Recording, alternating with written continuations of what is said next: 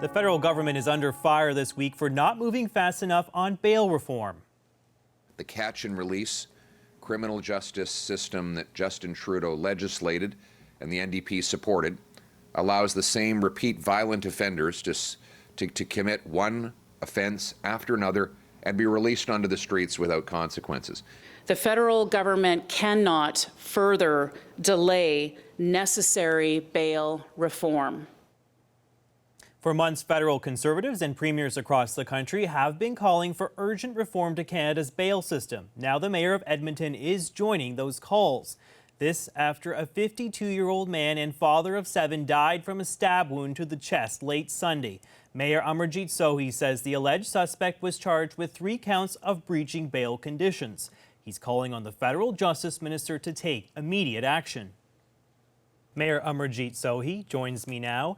Mayor, you've asked Justice Minister David Lametti to step up on bail reform. What do you need from Ottawa?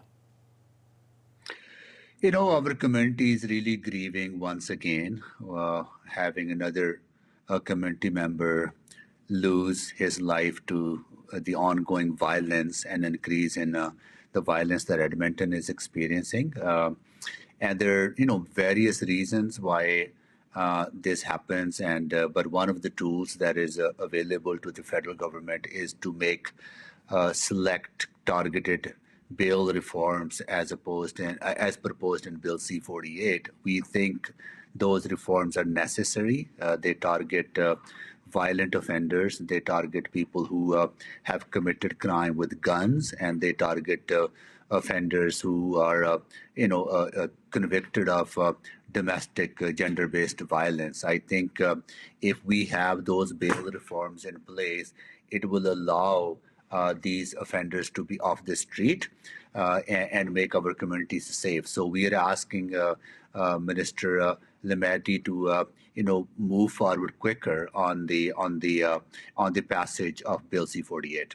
Let's dig down into C-48, shall we? You mentioned that it does make it harder for some folks to get out on bail. Critics, though, say it doesn't go far enough because it really only deals with those firearm offenses that you mentioned and intimate partner violence. Do you think that they should take a harder line? Should there be this reverse onus bail for other people who have been accused of crimes?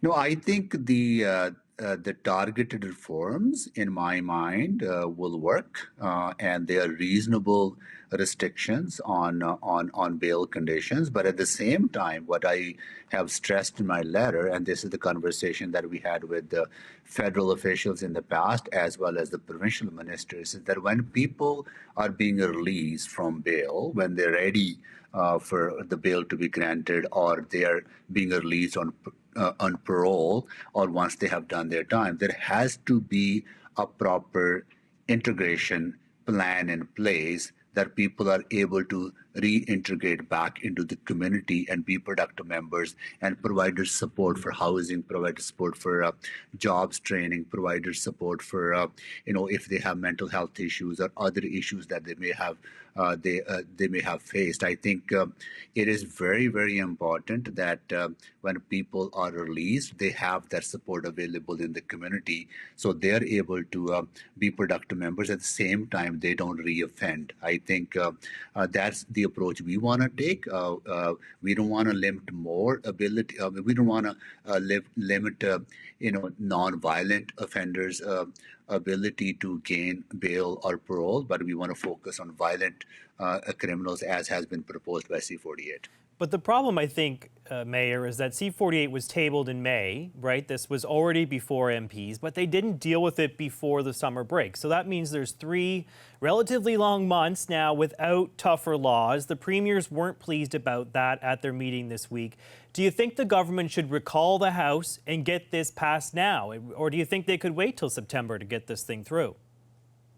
No, we wish that it had gone through in the last sitting, right? I will leave that to to the minister and the government to figure out, and the opposition parties to figure out, who play a big, a very, very important role in the parliament. But we will continue to call on the passage as quickly as possible, if not before the next session. Sorry, that's something that parliamentarians need to figure out. But the point I want to stress is that our communities are hurting.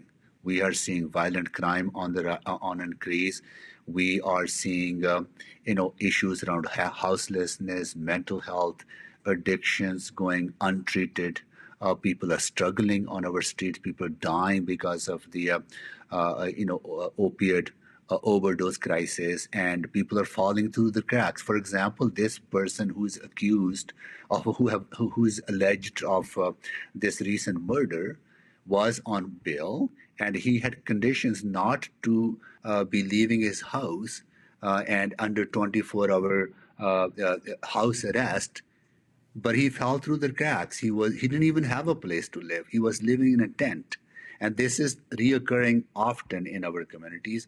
We had 2 members of our Chinese community murdered last year. Again, that fellow was on parole, out on parole. He had a housing arrangement in a place that fell apart, and he was dropped off in our community unsupervised, without any support in the system, and he ended up killing 2 people. We had another murder a couple of months ago. That person has mental health issues, and he was in and out of the justice system. He ended up killing 2 people.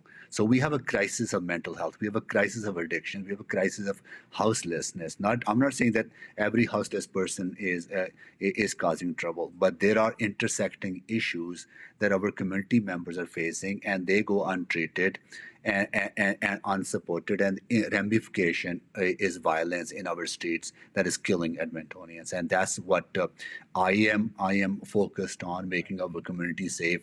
We work with the province, we work with federal government. There's a bigger role. I would say our systems are not working. Our systems are failing my community and other communities, and that needs to change. All right. Thank you so much. We'll leave it there. Edmonton Mayor Amarjeet Sohi.